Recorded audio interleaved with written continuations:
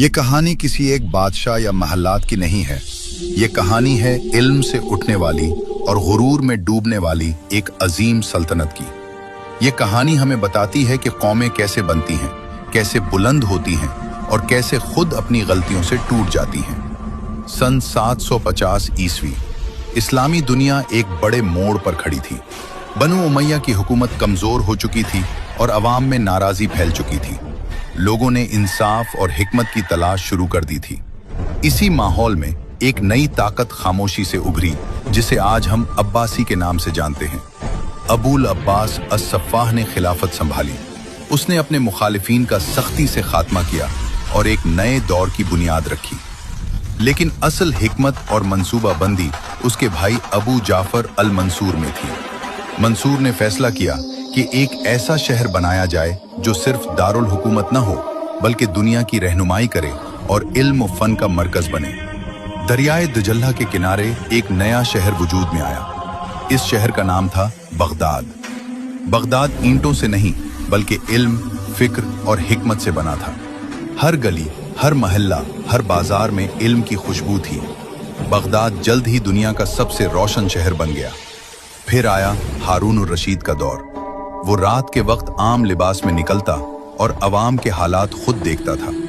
उसके महल में दौलत तो थी, लेकिन दिल में इल्म और अदल की कदर थी।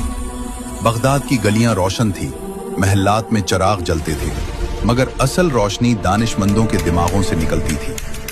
हारून अर रशीद के बाद आया मामून अर रशीद। मामून ने ऐलान किया कि इल्म जहां भी हो उसे बगदाद लाया जाए।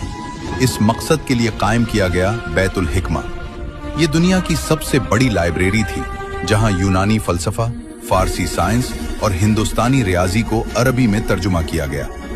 ये सिर्फ किताबों का जखीरा नहीं, बल्कि दुनिया की पहली तहकीकाती यूनिवर्सिटी थी। ये वो वक्त था जब अलजबरा वजूद में आई, सिफर का इस्तेमाल आम हुआ, तिब ने नई शक्ल ली, फल्कियात में इनकलाबी तहकीकात हुई। बगदाद ऐसा शहर था जो रोशनी के लिहाज से दुनिया के नक्शे पर सबसे आगे था, मगर ताकत और गुरूर का नशा खतरनाक होता है। वक्त के साथ खुलफा कमजोर होने लगे, महलों में साजिशें बढ़ गईं और तर्क गुलाम फौज असल ताकत बन गई। सूबे खुद मुख्तार हो गए और इत्तेहाद टूट गया। इल्म तो मौजूद था, लेकिन उसकी हिफाजत करने वाला कोई नहीं रहा। इसी दौरान मशरिक से एक नई ताकत उभरी, मंगोल।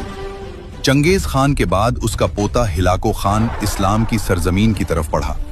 मंगोल लश्कर बगदाद में दाखिल हुआ, कत्लेआम शुरू हुआ। औरतें, बच्चे, आलिम, कोई महफूज न रहा। बैतुल हिकमा जलाया गया।